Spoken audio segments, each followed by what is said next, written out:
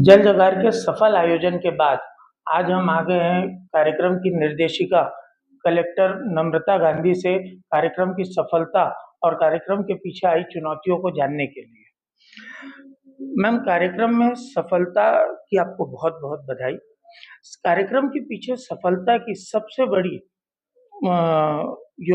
सबसे बड़ा योगदान सफलता के पीछे का आप किसको मानती है? इस कार्यक्रम के पीछे सफलता का सबसे बड़ा श्रेय माननीय मुख्यमंत्री जी और उनके लगातार जो सपोर्ट मिलता रहा और उनका जो जल संरक्षता और पर्यावरण संरक्षता के प्रति जो उनका ध्यान है, उसको मैं देना चाहूँगी कि उनके लगातार की वजह से ही जिला प्रशासन सभी के साथ मिलकर इस कार्यक्रम को एक अंजाम दे पाया। और उसके बाद यदि इस सफलता की कड़ी में कोई जुड़ता है, तो वो है हमारे नागरिक, हमारे साथ जो सामाजिक संस्थाओं ने काम किया है, संगठनों ने मिल के काम किया है वो, क्योंकि उन्हीं के उत्साह की वजह से आज हम आगे भी इस कार्यक्रम को लेके जा पा रहे हैं। थर्ड कड़ी में हमारे सभी कर्मचारी, सभी अधिकारीगण जो लगातार फ़रवरी से जल जगार के कार्यक्रम में लगे हुए हैं, अनेकों प्रयास जल संरक्षण के करते हुए फिर ये 2 दिन के महोत्सव में भी लगे रहे। इन तीनों जनों को और स्पेशली माननीय मुख्यमंत्री और पूरी स्टेट की टीम को मैं आभार देती हूँ। मैम, 2 दिन के इस कार्यक्रम में सबसे ज़्यादा चैलेंजिंग क्या था? मुझे लगता है किसी भी कार्यक्रम का जब अपन आयोजन करते हैं तो उसके साथ चैलेंजेस भी बने ही रहते हैं। वो हमको और सिखाते हैं कि हम बेहतर आयोजन कैसे कर सकते हैं। जो गर्मी का मौसम था, सुबह की जो धूप थी, कड़ी धूप, उसमें काम करवाना आयोजन के पहले की तैयारियों को लेकर और आयोजन के दिन भी वो काफ़ी चैलेंजिंग रहा। मैम, 2 दिन के इस कार्यक्रम में लोगों ने इस कार्यक्रम के किस पार्ट को सबसे ज़्यादा सराहा?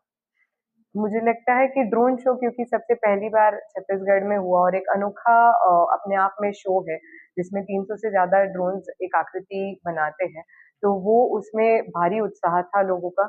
इसके अतिरिक्त जो कलाकारों ने मंचीय परफ़ॉर्मेंस दिया, उसके लिए भी उत्साह था। कबाड़ से जुगाड़ में जो वर्कशॉप्स लगे हुए थे, जिसमें भारी मात्रा में स्कूल के बच्चे और अन्य लोगों ने आके भी कई कलाकृतियाँ सीखी और कला का मंच हमारे कलाकारों को मिला। जल सभा का आयोजन जो था वो भी काफ़ी रोमांचक था। इंटरनेशनल वाटर कॉन्फ्रेंस में जितने हमारे गेस्ट्स आए थे, उनके जो स्पीचेस थे और उनसे जो हमको सीखने को मिला, तो कोई एक पहलू नहीं है, हर पहलू क्योंकि अलग था, कुछ सांस्कृतिक था, कुछ इंटेलेक्चुअल था, कुछ कलाकृति से जुड़ा हुआ था, तो हर पहलू रोमांचक रहा।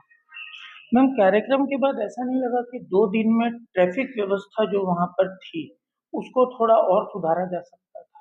सुधार की आवश्यकता हमेशा रहती है, चाहे वो ट्रैफ़िक में हो या प्रशासकीय व्यवस्था में हो और यही जीवन का सार भी है कि हम और बेहतर कर सकते हैं, तो हम बिल्कुल और उसको बेहतर करेंगे। मैम, गंगरेल रोड के साथ-साथ भटगांव रोड का बराबर उपयोग क्यों नहीं किया गया? क्योंकि ये देख रहे थे कि एक ही तरफ से गंगरेल के मेन रोड से ट्रैफ़िक जा रही थी, तो भटगांव रोड का उपयोग कम क्यों हुआ?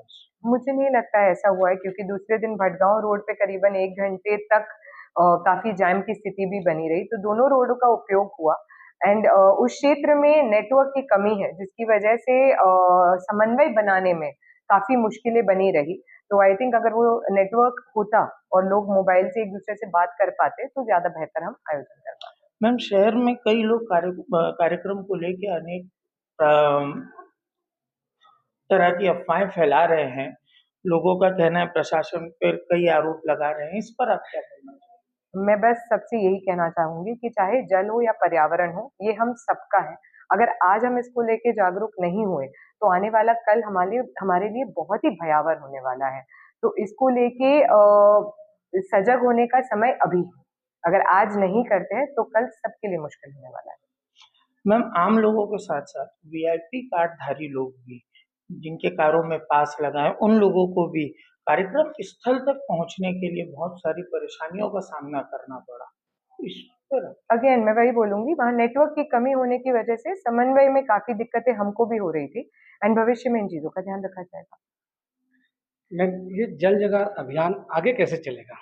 जल जगार अभियान मुझे बहुत खुशी होती है बताते हुए कि ये 2 दिन में शुरू नहीं हुआ था, ये शुरू हुआ था फरवरी में और हम लोग ऑलरेडी उसको आगे बढ़ाने में हमारे साथ चाहे लोहरसी के सरपंच से आप पूछ लीजिए या किसान संघ के अध्यक्षों को पूछ लीजिए, तो हम पिछले 2 दिन से लग गए हैं, फसल चक्र परिवर्तन की मुहिम को छेड़ चुके हैं और किसान खुद आगे आ रहे हैं। बीज निगम के साथ-साथ एक योजना बनाई जा रही है कि ज़्यादा से ज़्यादा लोग रबी के समय में दलहन-तिलहन की तरफ बढ़े। बीज निगम के माध्यम से बीजों का उत्पादन दलहन-तिलहन का हो, ताकि धान की खेती के रकबे को हम कम करने का प्रयास करें। इसके अतिरिक्त जो नई संरचनाओं का अब हमको निर्माण करना है, जो पिछले साल हमने काफ़ी किया बट फिर भी छूट गई है, तो उन संरचनाओं को आइडेंटिफिकेशन में जो है वो जिला प्रशासन लग चुका है। हमने सबसे अपील भी की है कि जहाँ-जहाँ 1500 स्क्वायर फीट से ज़्यादा छत है, तो वहाँ वो अपने rain water harvesting structures complete कर लें।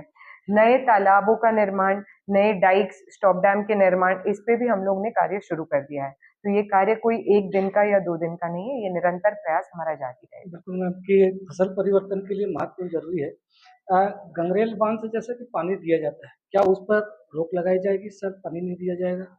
गंगरेल बांध से पानी जो दिया जाता है वो किसानों के डिमांड पे ही दिया जाता है। जी। यदि पर्याप्त संख्या में किसान दलहन-तिलहन की तरफ झुकाव कर लेते हैं, जी। तो फिर उनकी डिमांड ही नहीं रहेगी। तो हम उम्मीद यही करते हैं कि किसान खुद अपना भविष्य देखते हुए अपनी ज़मीन की उर्वर क्षमता को बढ़ाए रखने के लिए दलहन-तिलहन की तरफ प्रयाण करें। मैम, क्या हम मान सकते हैं कि जल जगार का ये जो 2 दिवसीय उत्सव था, इसके आने वाले सालों में भी इसको इसी तरीके से मनाया जाएगा? वो तो धमतरी के नागरिकों के ऊपर है।